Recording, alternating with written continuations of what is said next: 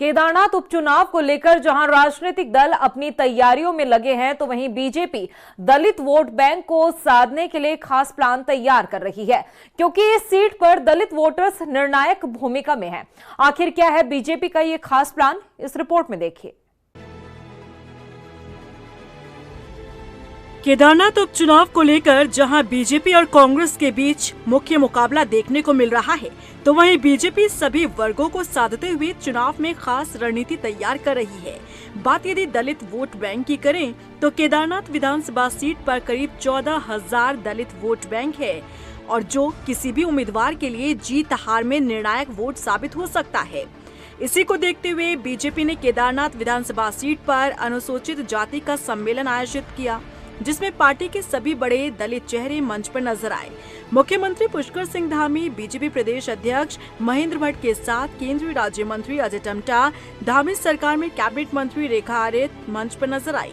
साथ ही बीजेपी के दलित विधायक भी मंच पर नजर आए, चाहे फिर विधायक खजान दास हो, शक्तिलाल शाह हो या दुर्गेश्वर लाल हो या फिर भोपाल राम टम्टा हो। गढ़वाल मंडल के सभी विधायकों को बीजेपी ने अनुसूचित जाति के वोट बैंक हासिल करने के लिए चुनावी मैदान में उतार दिया है। पार्टी के गढ़वाल मंडल के सभी अनुसूचित जाति के विधायक केदारनाथ में ही डेरा डाले हुए हैं और अनुसूचित जाति के वोटरों से मिलकर गांव-गांव जाकर वोट भी मांगने का काम कर रहे हैं। विकास की नीतियों को देख करके, देश के यशस्वी प्रधानमंत्री की विकास की नीतियों को देख करके, हमारे प्रदेश के यशस्वी मुख्यमंत्री जी द्वारा जो अनुसूचित जाति वर्ग के लिए जो अवस्थापनाएं की जो योजनाएं थी, उनका जो यहाँ पे कुछ दिन पहले जो है यहाँ अनुसूचित जाति वर्ग की जितनी भी बस्तियां हैं उनके लिए जो उसकी घोषणाएं की गई, और कई कार्य जो धरातल पे काम हुए हैं, पहले भी हुए, और इन तमाम चीजों को देख करके लोगों में एक उत्साह है और भारतीय जनता पार्टी को भारी से भारी संख्या में जन समर्थन मिल रहा है। बीजेपी जहां सभी वर्गों को साधने का काम कर रही है, तो वहीं अनुसूचित जाति के वोट बैंक पार्टी के जीत में निर्णायक साबित हो सकते हैं। इसीलिए पार्टी कोई कसर नहीं छोड़ना चाहती। हालांकि कांग्रेस बीजेपी पर चुनाव जीतने के लिए साम दाम दंड भेद अपनाने का आरोप लगाते हुए वोटरों को पैसे के दम पर प्रलोभन देने का आरोप लगा रही है।